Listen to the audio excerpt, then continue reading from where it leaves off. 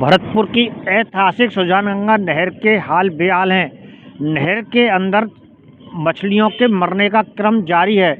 नहर के सतह पर मछलियों को मरे हुए तैरते हुए देखा जा सकता है। इन मछलियों की वजह से लोगों का यहाँ निकलना दुश्वार हो रहा है, वहीं आसपास के रहने वाले लोगों का जीना भी दुश्वार हो रहा है। बदबू की वजह से लोग परेशान हैं।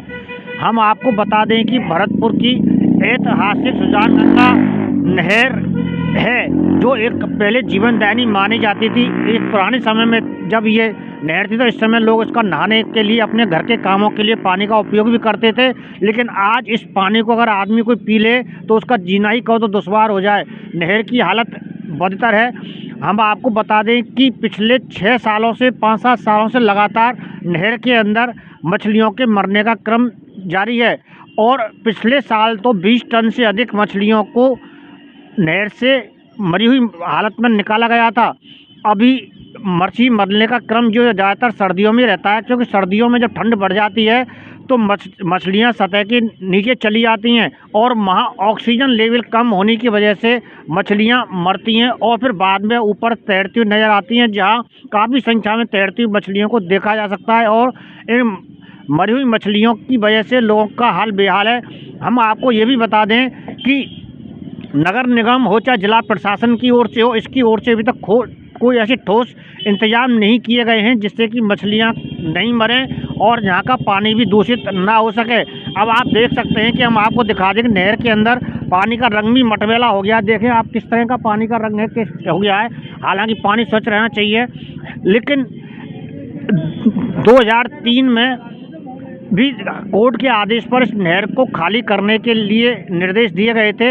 हम आपको ये भी बताना चाहेंगे कि भरतपुर के सबसे सीनियर वकील श्रीनाथ शर्मा एडवोकेट ने एक जनहित याचिका भी हाई कोर्ट में दायर की थी, जिसमें भरतपुर शहर के सौंदर्यीकरण विकास और नहर के सौंदर्यीकरण के लिए विकास के लिए एक जनहित याचिका भी दायर की गई थी। उस जनहित याचिका को कोर्ट में बड़ी गंभीरता से लिया था और उसमें इस नहर को खाली करने के लिए भी निर्देश दिए गए थे।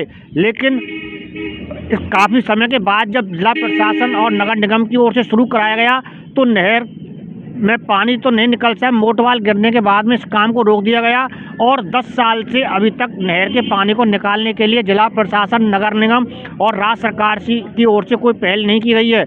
यहाँ नहर के आसपास चारों तरफ आबादी बस्ती भी हैं, जहाँ काफ़ी संख्या में लोगों के मकान बने हुए हैं, लोग आवासीय जीवन जी रहे हैं और व्यापारिक भी प्रतिष्ठान बने हुए हैं। लेकिन मछलियों के मरने के बाद में यहाँ का पानी दूषित हो रहा है और नगर निगम की ओर से अभी व्यापक तौर से कोई इंतजाम नहीं किए गए हैं। हालांकि इस मछलियों के रोकथाम के लिए मत्स्य विभाग भी बना हुआ है। मत्स्य विभाग की ओर से मछलियों को निकालने के लिए, मछलियों की देखभाल के लिए ठेका भी दिया जाता है, लेकिन ये केवल औपचारिकता ही माना जा सकता है, क्योंकि अभी तक ऐसे कोई ठोस इंतजाम नहीं हुए हैं कि जिसमें मछलियों के किया जा सके।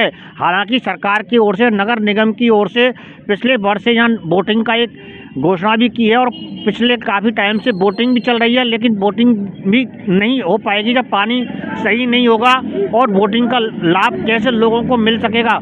इस नहर को पर्यटन की दृष्टि से विकसित करने के लिए भी समय समय पर मांग उठती रही है, लेकिन राज्य सरकार की ओर से, जिला प्रशासन की ओर से और नगर निगम की ओर से, यूआईटी की ओर से ऐसे कोई सार्थक ठोस काम नहीं किए गए हैं जिससे कि नहर की शुद्धता रह सके और नहर का ऐतिहासिक जीवन बरकरार रह सके और नहर पर्यटन के रूप में या लोगों के आवागमन का एक साधन बन सके।